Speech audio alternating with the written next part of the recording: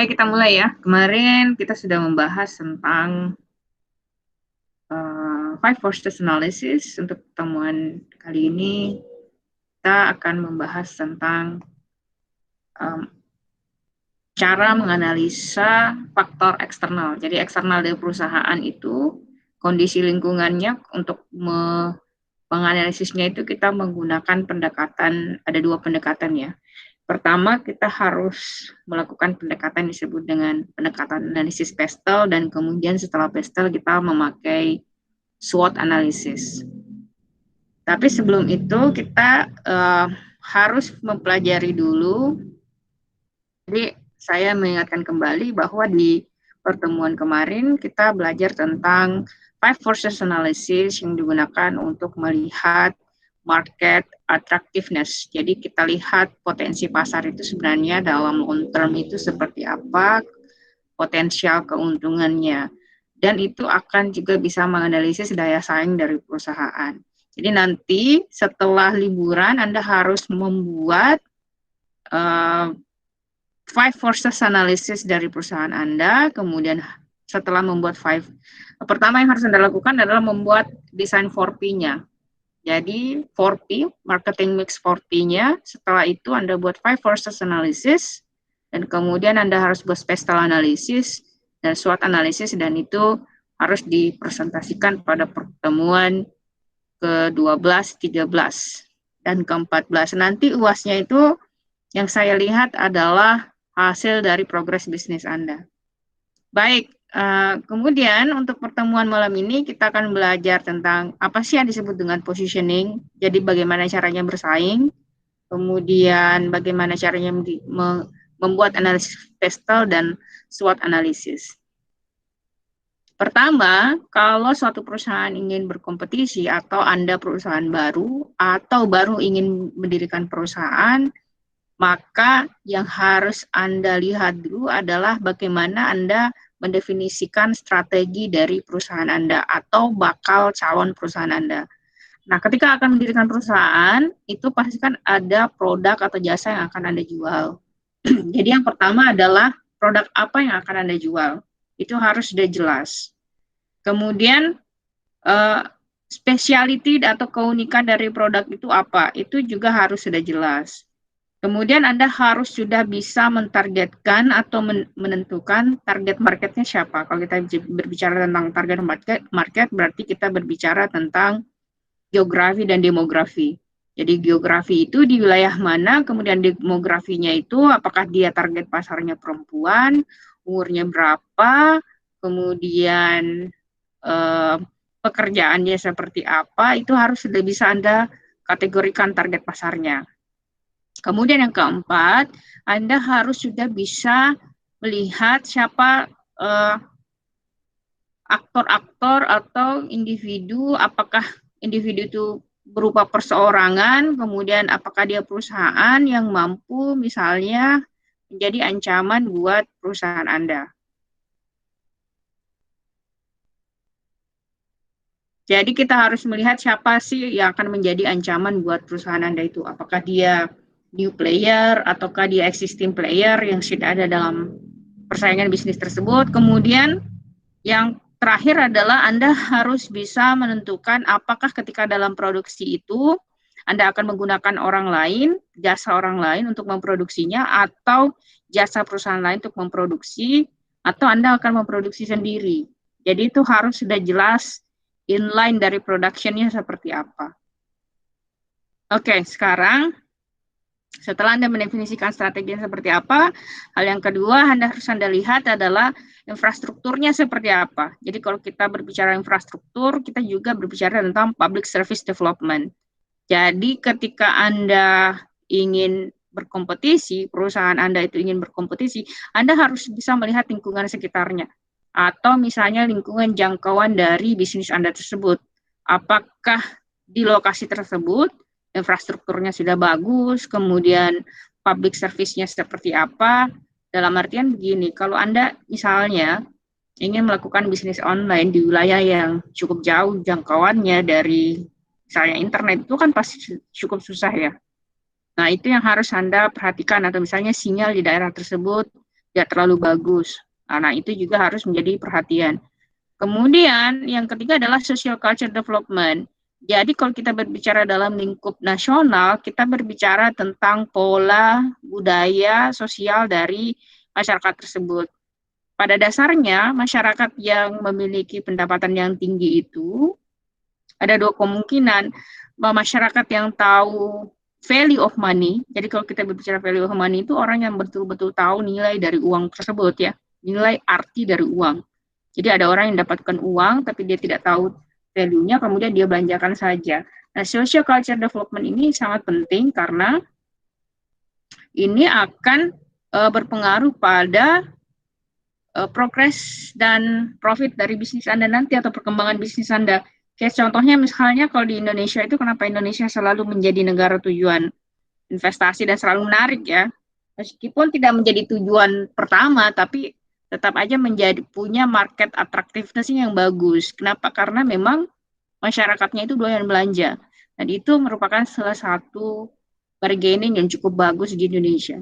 Kemudian yang keempat adalah enforcing law. Jadi kenapa law ini atau peraturan menegakkan peraturan ini cukup penting, bahkan sangat penting karena kalau kita lihat banyak industri yang melakukan kayak misalnya ilegal ya, let's say legal music atau software, etc. Berarti jenis industri tersebut dia tidak akan bisa berkompetisi dengan cukup bagus apabila misalnya industri itu terlalu banyak kegiatan-kegiatan yang menghambat pertumbuhannya karena banyak orang lain yang menggunakan jalan yang tidak sesuai dengan peraturan yang ada. Kemudian yang kelima adalah empowering industries, seperti misalnya IT.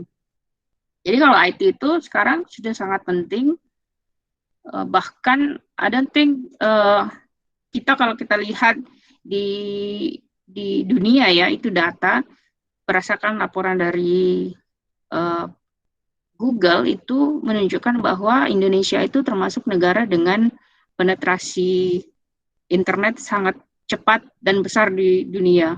Kenapa Indonesia masuk negara yang penetrasi internetnya sangat cepat? Bahkan kalau dilihat secara regional, ASEAN itu termasuk kawasan yang dengan pengguna internet paling besar di dunia. Namun demikian, ada hal yang harus menjadi perhatian, karena kita memang setiap orang memakai punya akses terhadap internet, tetapi kecepatan internetnya yang mungkin tidak jauh berkualitas dibandingkan dengan negara-negara lain ya. Kalau tidak salah, kita itu rata-rata penggunaan internet per detik itu hanya 2 kbs, jadi hanya 2 kilobyte. Itu berarti masih sangat sedikit sebenarnya rate penggunaan datanya ya. Kemudian yang terakhir adalah develop manage human resource capability through education.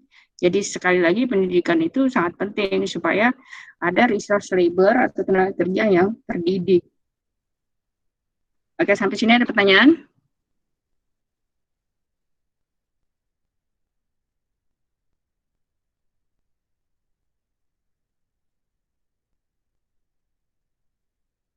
Kalau tidak ada pertanyaan, saya lanjutkan ya.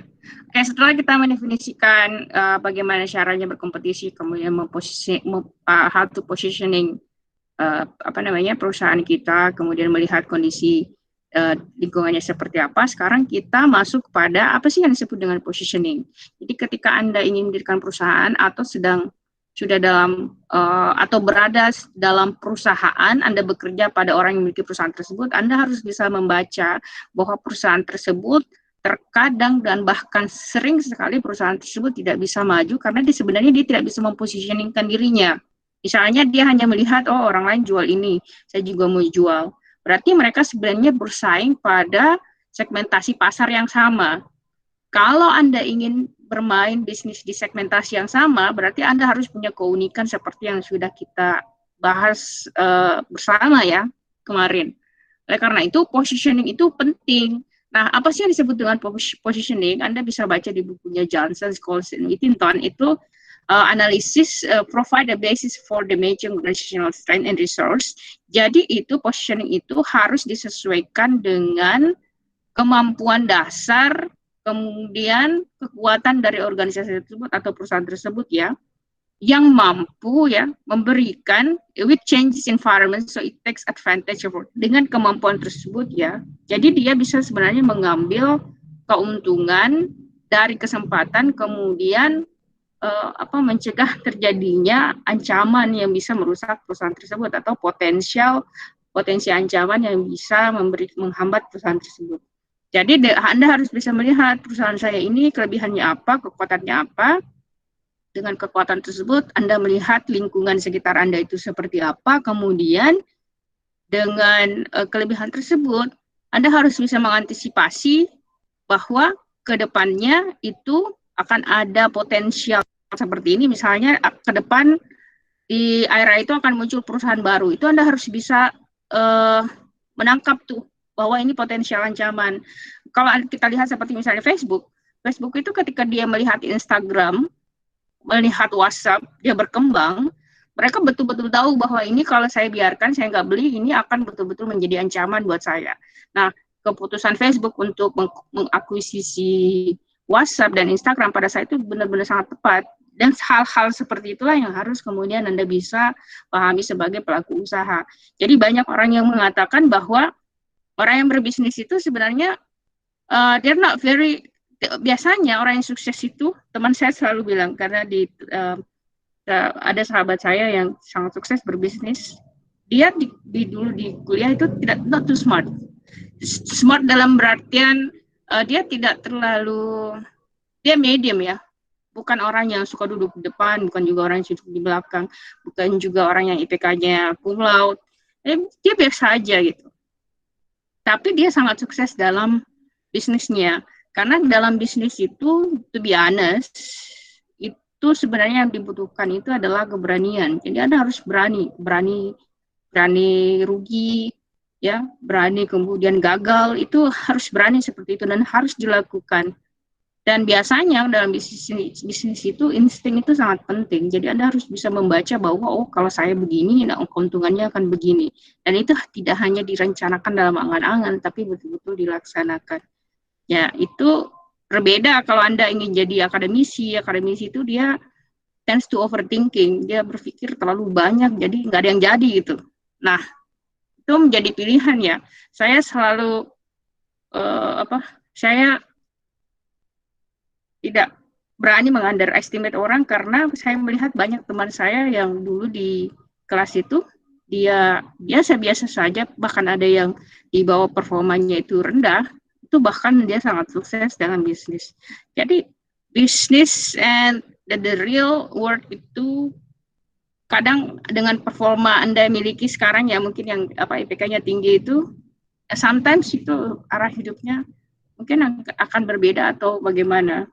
So itu mungkin, tapi dengan mendapatkan pembekalan bahwa kalau kita ingin berbisnis kita harus tahu misalnya strateginya seperti apa, positioning seperti apa, produknya seperti apa, saya pikir itu sudah cukup untuk membekali sebagai bekalan dasar. Kemudian setelah kita tahu apa positioning, mari kita belajar tentang macro environment analysis, yaitu PESTEL.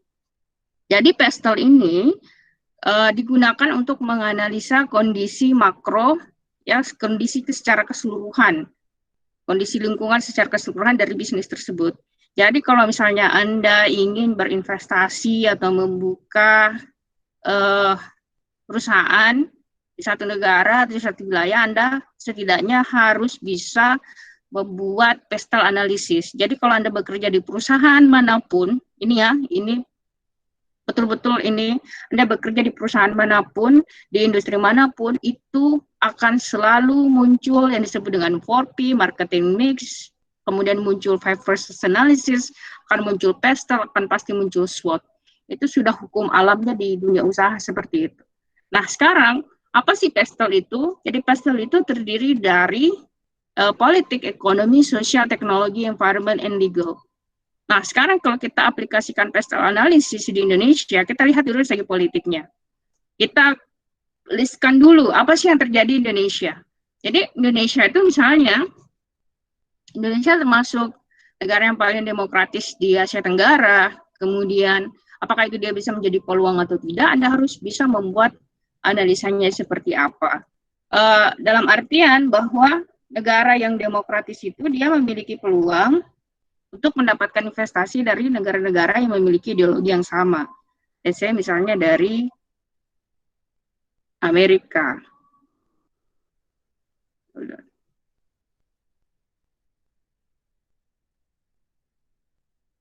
Ada yang bertanya sampai di sini? Kalau tidak ada, saya lanjutkan ya. Oke, sekarang yang kedua adalah dalam perspektif politik Indonesia itu masih kurangnya kepercayaan masyarakat kepada pemerintah. Jadi kekurangan kepercayaan ini terhadap pemerintah itu dia bisa bersifat buruk atau tidak, kita dalam pesta analisis itu kita kategorikan dulu. Jadi nanti kita buat shotnya, dilistkan dulu. Misalnya dalam politik itu lack of trust from the society. Jadi pemerintah itu belum terlalu dipercayai oleh masyarakat. Apakah ini dia berdampak buruk atau tidak? Kita lihat kekurangan kepercayaan itu misalnya pemerintah buat program, dia punya planning, tapi tidak didukung oleh masyarakat, tidak diterima oleh masyarakat di bawah, otomatis program itu tidak mungkin, kemungkinan besar tidak akan berjalan. Kemudian yang ketiga adalah freedom of public media. Jadi kebebasan media di Indonesia itu cukup dipertanyakan, dalam artian begini, kita lihat bahwa media itu sebenarnya adalah industri yang memiliki high entry of barrier. Jadi kalau saya berbicara tentang industri yang memiliki high entry of barrier, kita berbicara tentang industri yang kalau kita ingin masuk industri tersebut butuh modal yang besar atau regulasinya terlalu overcomplicated, butuh analisa yang sangat mendalam, maka itu yang disebut dengan industri yang high entry of barrier. Tapi kalau industri yang gampang itu, setiap orang bisa masuk industri tersebut atau bisnis tersebut, maka disebut dengan low entry of barrier, seperti misalnya UMKM ya. Nah, di Indonesia kita lihat bahwa media di Indonesia itu lebih banyak dikuasai oleh pemilik partai. Kemudian kalaupun tidak, ada pemilik partai di belakang media tersebut. Nah, dengan kepemilikan tersebut, otomatis kontrolnya itu dan manajemennya itu dimiliki oleh orang yang berada dalam kekuasaan. Nah, ini bisa kita pertanyakan apakah dia akan memiliki pengaruh terhadap kebebasan media pers itu sendiri, atau sebenarnya mereka sudah tidak independen. Nah, itu yang mesti kita lihat lebih jauh lagi.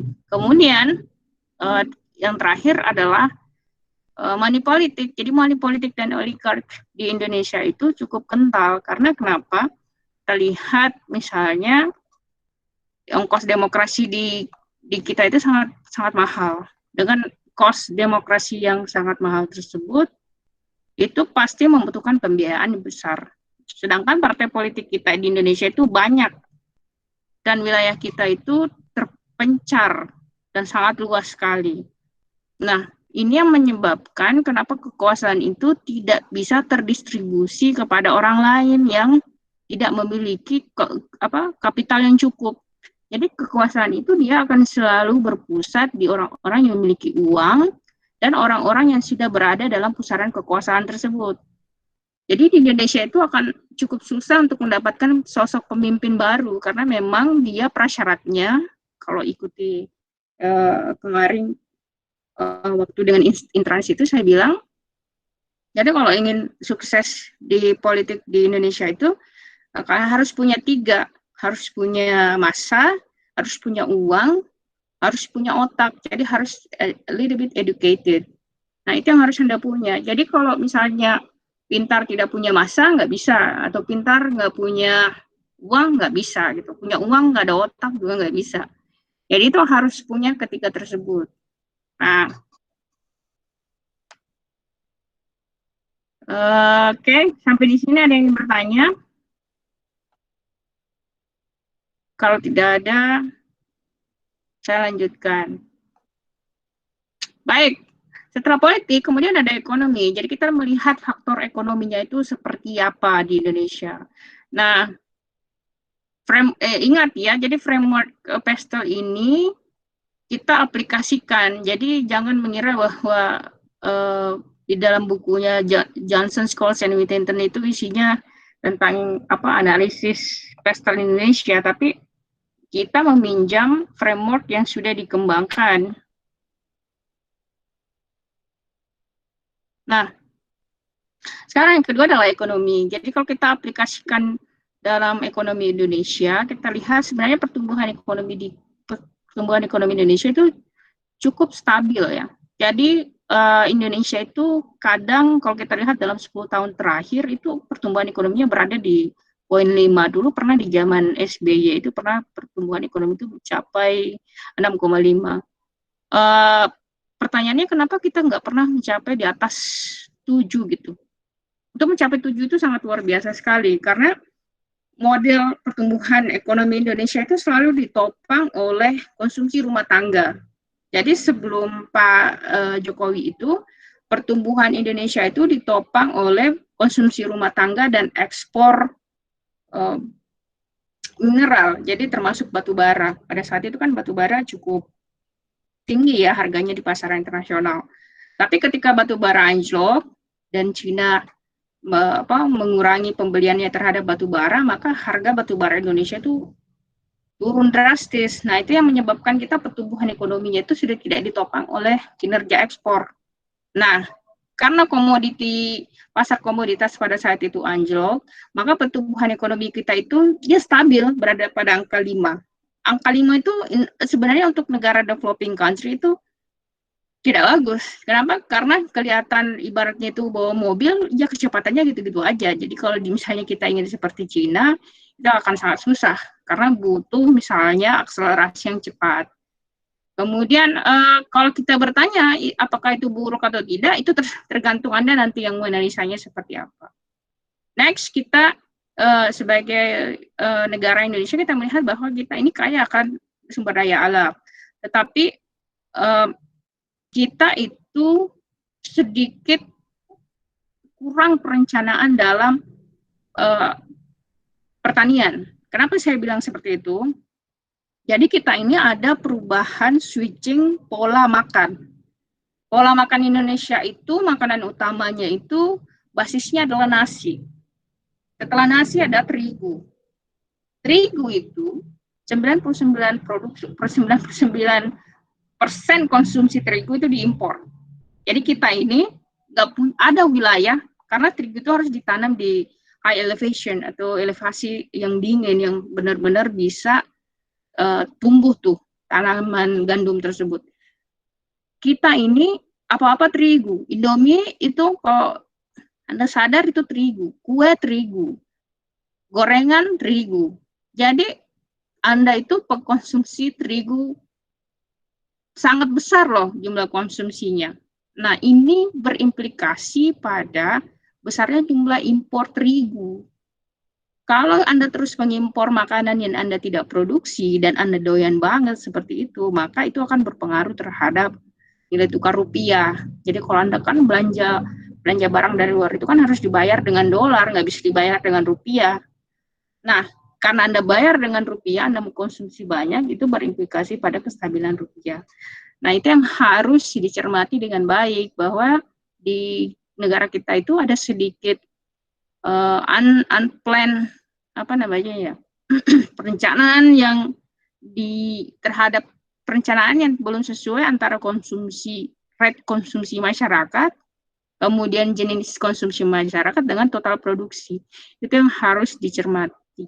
Kemudian yang ketiga adalah sebenarnya di Indonesia itu inflasi cukup rendah, tetapi inflasi kita cukup rendah, tapi mata uang kita itu boros dalam artian Rp10.000. Kalau dihitung dalam dolar kan 14.000 1 dolar, baru satu. Jadi berapa angka tuh di belakangnya. Jadi kalau dia dihitung dalam program akuntansi, itu kalau kita input misalnya 3 triliun, itu bisa error itu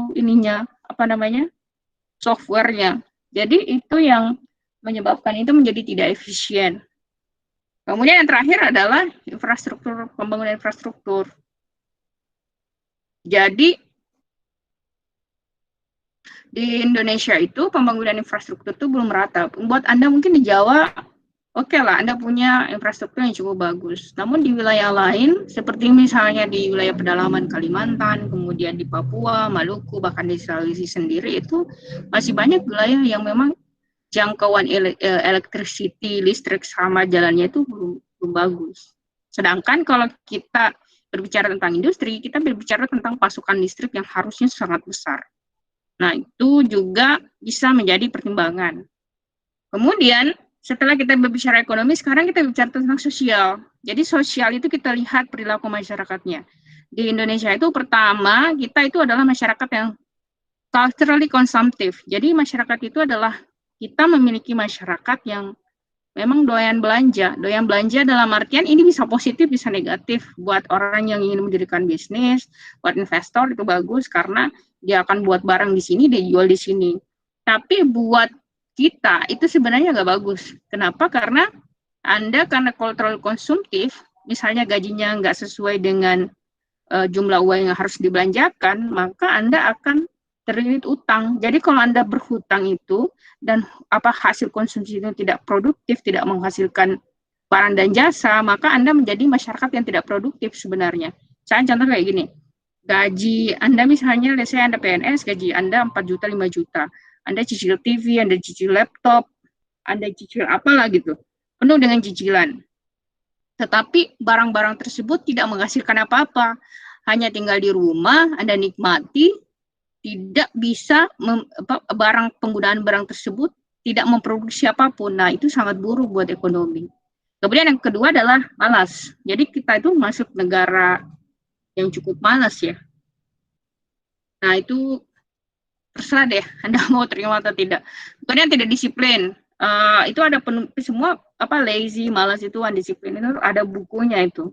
Sifat-sifat orang Indonesia. Kemudian love to postpone most of everything. Jadi kita tuh suka menunda-nunda sesuatu gitu. Seharusnya dikerjakan sekarang, dikerjakan nanti, 5 menit kemudian nonton YouTube lagi.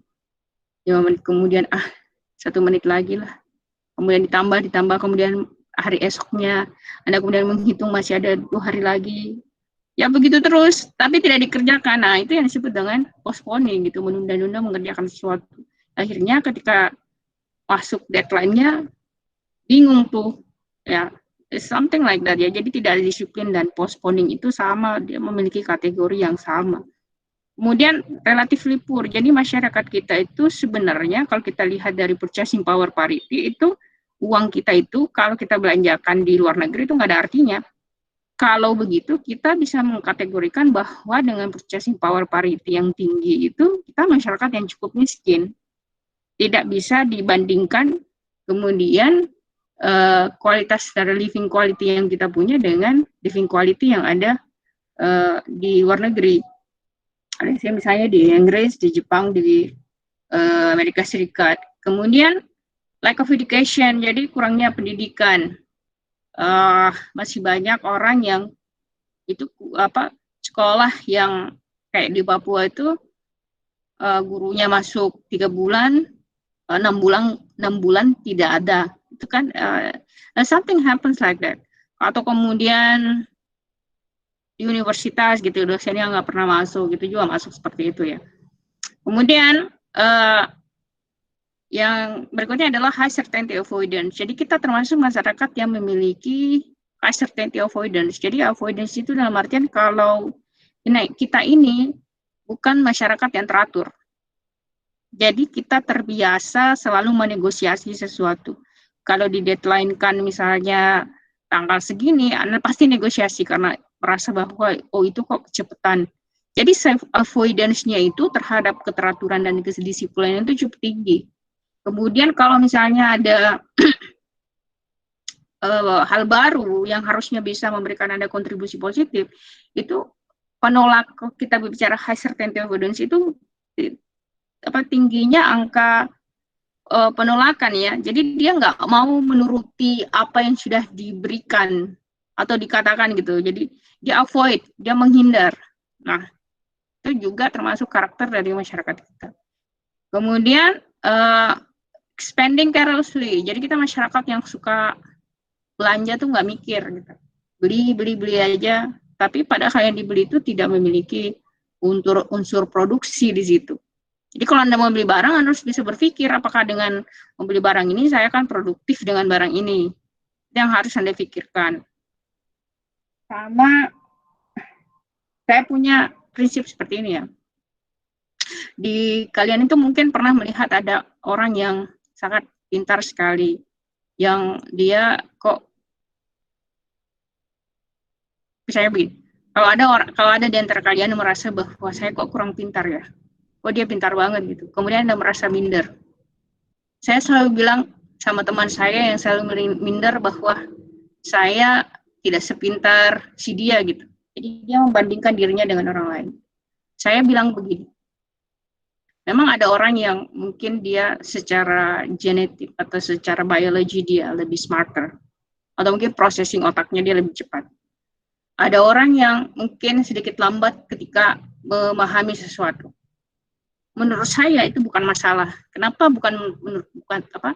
Why I think that is not a problem? Karena kalau Anda punya komputer, satu komputer sangat mahal, satu komputer yang biasa-biasa saja RAM-nya hanya 4, yang satu ini RAM-nya 32. Tapi RAM yang 4 ini selalu dipakai, selalu pakai mengetik esai, selalu dipakai untuk menulis apa gitu, membaca apa. Sedangkan yang 32 ini hanya dipakai misalnya untuk buka-buka foto, hanya browsing YouTube, etc. gitu. Tidak menghasilkan apa-apa. Yang komputer yang low spec ini dia selalu bekerja, siapa yang paling tinggi produktivitasnya? Jadi orang yang komputer yang ini kan yang low spec itu sama dengan manusia. Jadi kita itu harus selalu bisa, jangan membandingkan diri kita dengan orang lain. Karena kalau berusaha keras itu juga pasti bisa ya. Kemudian yang terakhir adalah kurangnya kesadaran lingkungan. Jadi kalau Anda coba keluar rumah, Anda lihat di selokan, orang kita itu paling bersih di dalam rumahnya, tapi paling jorok di luar pagarnya. Kenapa? Karena dia nggak peduli, dia hanya peduli apa yang ada dalam lingkaran pagarnya tersebut. Jadi collective responsibility itu kurang. Jadi kita merasa bahwa itu bukan tanggung jawab kita, tanggung jawabnya si dia. Nah, itu yang kurang dari kita. Oke, setelah sosial, sekarang kita menuju pada teknologi. Nah, teknologi itu banyak ya, seperti misalnya kurangnya pembangunan teknologi. Banyaklah contohnya. Kurangnya sinyal yang internet yang kurang, etc. itu banyak.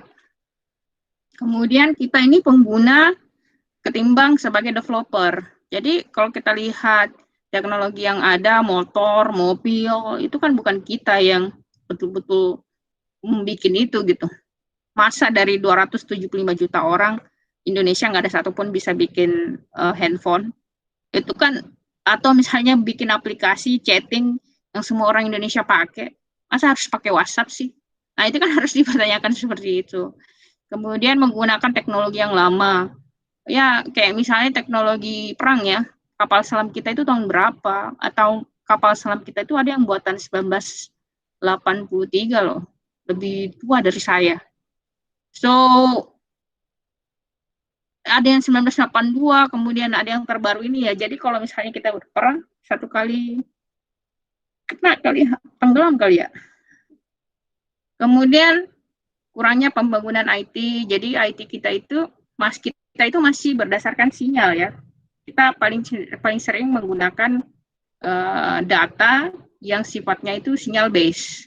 Padahal akses internet yang paling bagus itu adalah akses internet via kabel, karena biar bagaimanapun transfer data itu pasti akan lebih cepat kalau memakai kabel. Jadi kayak nirkabel speed itu jauh lebih bagus ya. Kemudian social department. Jadi di Indonesia itu orang lebih suka masuk departemen sosial karena nggak suka matematika.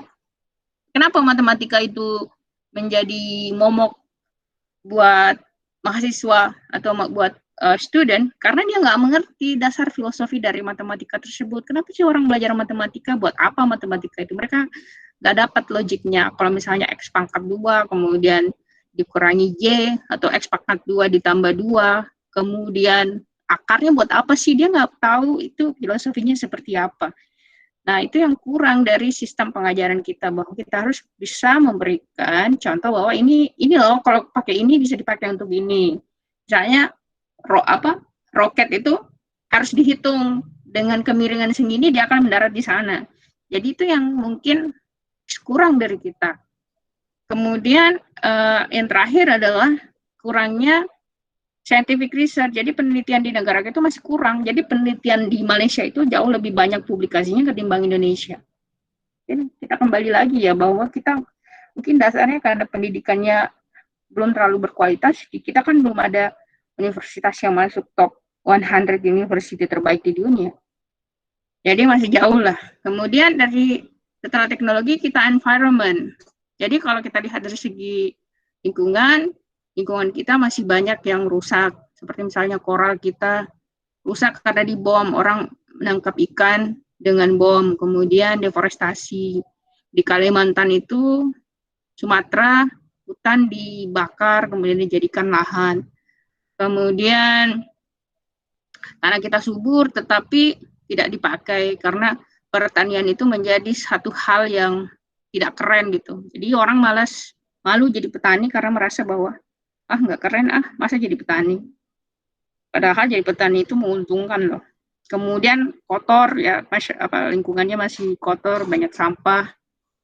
Ya, kemudian setelah environment kita lihat aspek legalnya. Jadi aspek hukumnya seperti apa? Misalnya kurangnya penegakan hukum, regulasi yang tumpang tindih, kemudian penyalahgunaan, kemudian peraturan yang peraturan yang seharusnya dibuat menjadi sangat tidak efektif. Kayak contohnya misalnya denda untuk merokok di tempat umum gitu. Dendanya misalnya 50 juta gitu. Tapi yang merokok tukang ojek, siapa yang mampu bayar denda sebesar itu? Jadi ada peraturan-peraturan yang memang menurut saya itu tidak applicable. Oke, ada pertanyaan sampai di sini?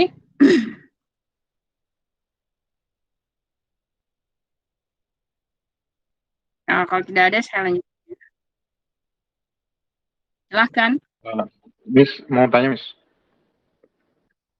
Terkait dengan macro environment analysis yang pastel tadi, Miss, khususnya di bagian ekonomi, kalau menurut Miss nih ya, apakah transisi mobil listrik ini merupakan langkah yang dimana mematikan perekonomian negara OPEC, Miss? Terima kasih. Kalau dia mematikan negara OPEC, tergantung negaranya. Kalau saya kan jawabnya tergantung negara mana ya. Kalau di Arab Saudi bisa, karena dia majority income-nya itu berdasarkan dari minyak. Tapi kalau tidak semua OPEC itu kan dia literally dari source income-nya itu dari minyak. Rusia memang dia juga salah satu negara yang source income dari kalau kontribusi PDB-nya itu sangat besar. I would say like this one, even though kita punya teknologi baterai, mobil listrik itu kan sebenarnya generating dari listrik kemudian diisi baterainya di mobil itu. It's gonna take very long time. Karena mau tidak mau minyak itu masih menjadi barang yang dominan untuk dipakai. Bahkan di negara clean environment seperti Jerman sekalipun, Swedia, itu masih menggunakan minyak. Karena minyak itu dipakai di mana aja. Dia dipakai untuk industri, dia dipakai untuk tidak mesti harus mobil ya, tidak mesti harus kendaraan. Dia dipakai untuk pembangkit listrik. Masih banyak lah jenis industri yang masih menggunakan minyak. Kalau pertanyaannya apakah dia akan mengganggu negara-negara OPEC, I will say terlalu masih jauh kalau kita berbicara tentang itu. Mungkin 20 tahun kemudian iya, tapi saya tidak melihatnya itu secara relevan dalam 10 tahun atau 5 tahun ke depan itu akan signifikan. Karena di Indonesia sendiri itu kita belum ada tapi ya segitu-segitu gitu. Dan pabrik baterainya kan baru inisiasi ya. Jawaban saya mungkin seperti itu, Widi. Baik, Miss. Terima kasih. Satu lagi, Miss. Ya, silakan.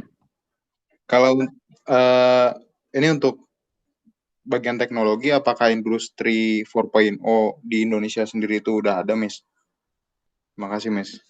Industri 4.0 itu sebenarnya sudah ada, tergantung kalau kita melihat generally secara makro, kita nggak bisa menyamakan seluruh Indonesia ya. Indonesia itu kan luas.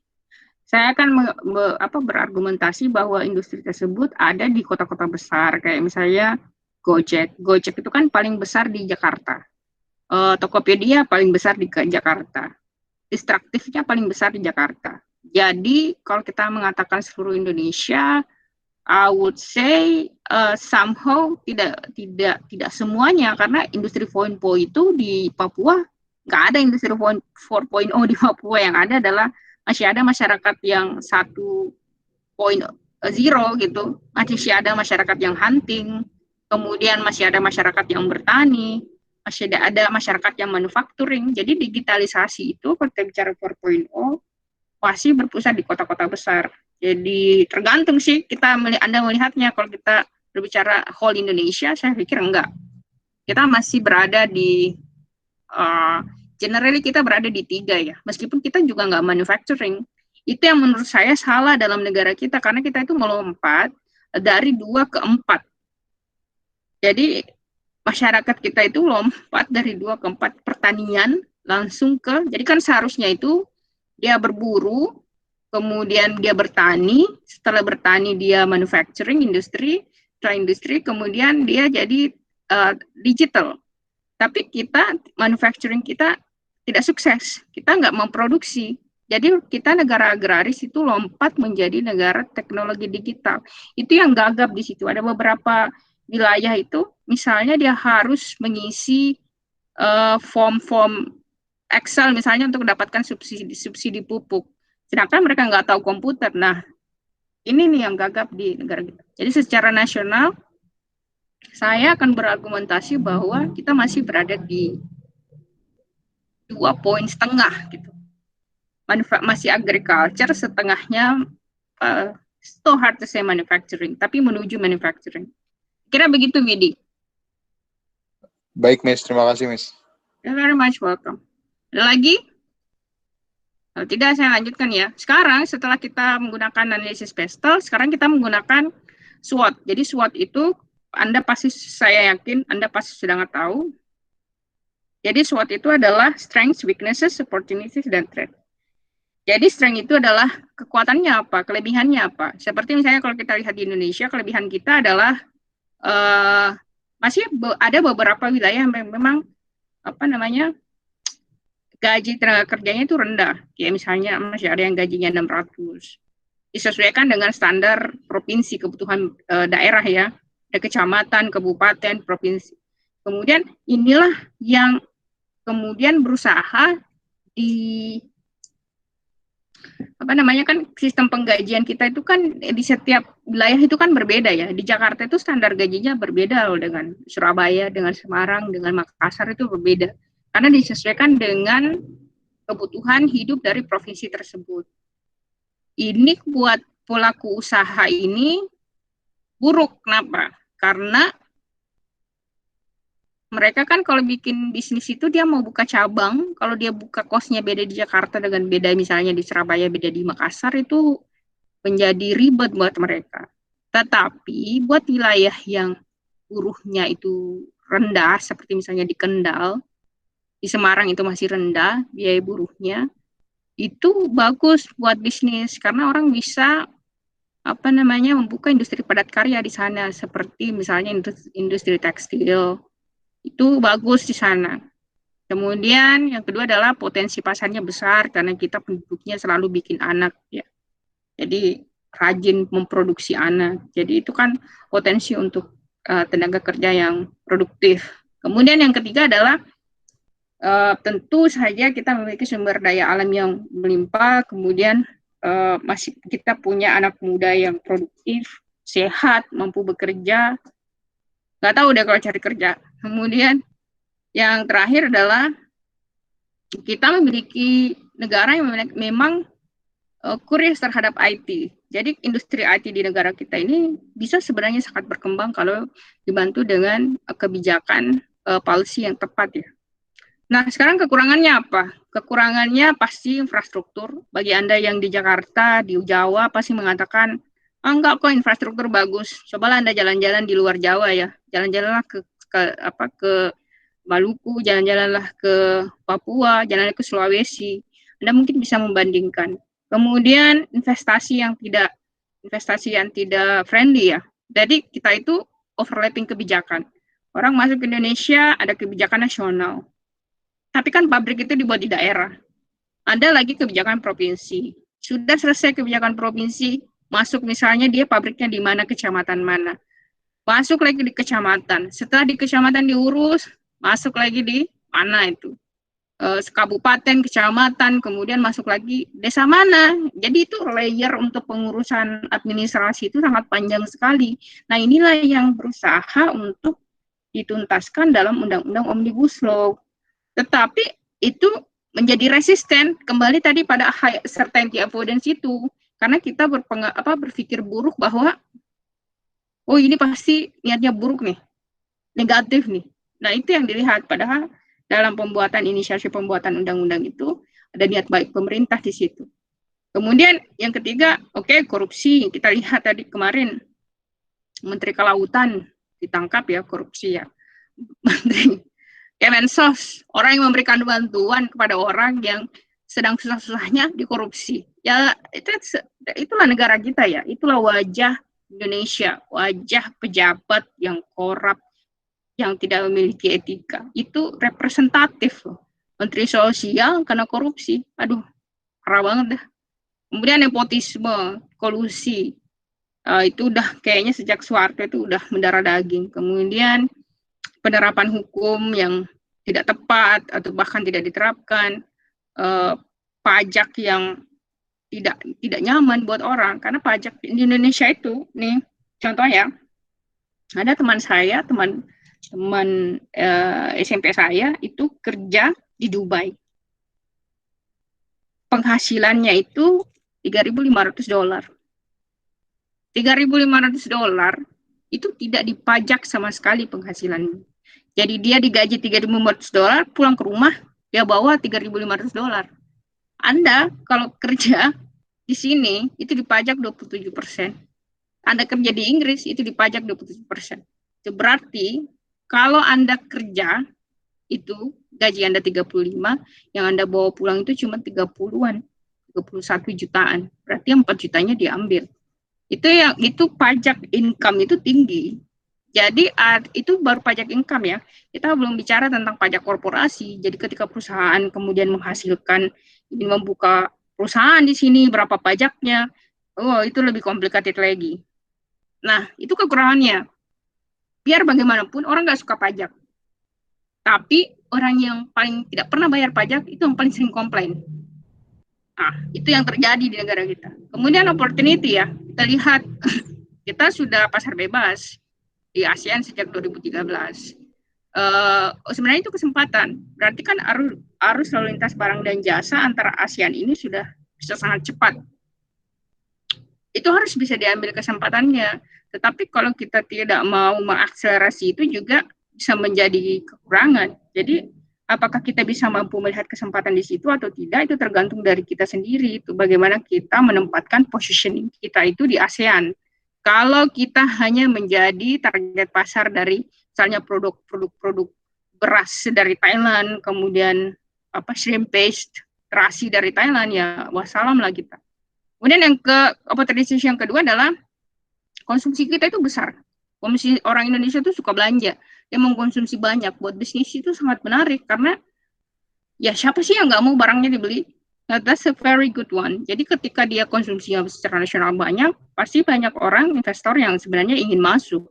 Cuman masuknya ini itu yang masalah karena layer administrasinya itu yang sangat panjang. Kemudian yang ketiga adalah strong domestic capability. Jadi sebenarnya kalau kita lihat kondisi keuangan daerah itu cukup bagus ya. Jadi regional itu dan domestic ekonomi itu cukup bagus. Kemudian kita adalah member dari G20 atau negara-negara dengan penghasilan dengan GDP yang besar, itu bagus loh. Karena kita bergaul dengan orang-orang kaya. Terusnya kita dengan bergaul orang kaya kita dapat opportunity dari situ. Kemudian terakhir adalah kita tempat yang sangat disukai oleh investor, terutama dari Cina. Kemudian kita juga menjadi tujuan investasi paling menarik setelah Cina dan India. Jadi kita tuh salah satu tempat investasi yang cukup menarik ya buat para investor. Nah sekarang ancamannya apa? Ancamannya itu meningkatnya perekonomian Cina, India, Thailand, Malaysia, dan Vietnam. Rising Cina ini dia menjadi negara OKB, orang kaya baru di blok.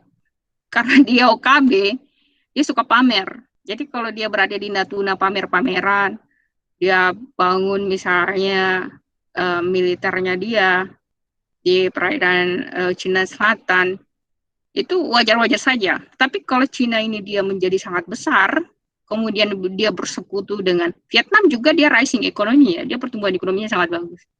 Bahkan China, Vietnam dan Thailand itu dia pertumbuhannya lumayan bagus ketimbang kita selama COVID.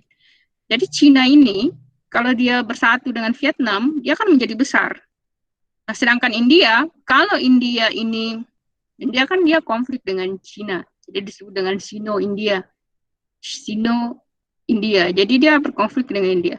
Tapi kalau misalnya India perekonomiannya dia akselerasinya cepat atau tinggi, maka investor akan lari ke India. Sedangkan Thailand, kalau kita lihat Thailand, kenapa Thailand jadi ancaman? Thailand itu kalau dia memperbaiki infrastrukturnya, kemudian dia friend investment, sama dengan Malaysia, maka investasi akan masuk di situ. Ini terbukti tahun lalu itu investasi dari 33 pabrik yang relokasi dari Cina, itu 27 kalau nggak salah berada di Vietnam, sisanya itu ada di Thailand dan Malaysia. Nggak ada satupun ke kita, dan itu presiden yang buruk loh buat kita. Silakan dicek lagi datanya secara real ya, kalau saya ada kesalahan data tersebut. Kemudian ancamannya juga adalah peran modern war between state and humanity. Jadi sekarang itu ada perusahaan multinasional, bahkan perusahaan yang memang GDP-nya itu jauh lebih besar daripada negara. Kayak misalnya Apple itu dia besar banget loh GDP-nya. Facebook itu merupakan ancaman yang kalau kita lihat itu ancaman yang nyata. Facebook, Google, kalau kita lihat dalam perspektif security, itu bisa, kalau mereka mau gunakan, dia bisa tahu loh, alamat RT-nya di mana, dia ketika memoto jalan tersebut, dia tahu berapa kendaraan, jadi ketika terjadi perang, kalau dia mau memakai, dia kan bisa sebenarnya push the button, armada, pesawat pengintainya itu bisa ke situ tanpa awak, dia bisa melihat semua, jadi dia bisa memetakan kekuatan kita. Nah, Facebook itu dia tahu alamat rumah Anda, dia tahu minuman apa yang Anda suka. Instagram itu tahu hari apa Anda melakukan apa, Anda check-in di mana, posting di mana, makanan apa yang Anda suka, siapa pacar Anda, siapa family Anda, dia tahu semua. Kalau misalnya itu dipakai dalam berperang, dia akan bisa mengetahui, oh ini dia kesini jam segini, dia dengan ini. Nah, kalau dia kalau big data itu kemudian diolah, itu akan menjadi ancaman yang cukup besar buat negara siapapun ya. Oke, sekarang ada pertanyaan sampai di sini. Jadi kalau kita lihat ya, kita di Indonesia positioning kita itu ya masih sangat di bawah ya. Kita masih di bawah. Kita lihat kita masih di sini. Thailand pasti di atas kita, Malaysia. Kalau dilihat dari pertumbuhan ekonomi, kita secara positioning itu masih di bawah. Dan kita harus bisa mengakselerasi sampai ke posisi ini. Caranya gimana? Itu mau tidak mau itu harus ada lonjakan atau perbaikan dalam sistem pendidikan. Sistem pendidikan kemudian kesadaran dari masyarakat itu sendiri bahwa pendidikan itu sangat penting sekali. Jadi pendidikan itu tidak mesti harus selalu kalian dapatkan di kelas, tapi Anda bagaimana caranya itu mengedukasi diri sendiri. Nah, itu yang harus bisa kalian dapat gitu. Oke, ada pertanyaan? Tidak ada ya? Jadi untuk tugasnya nanti,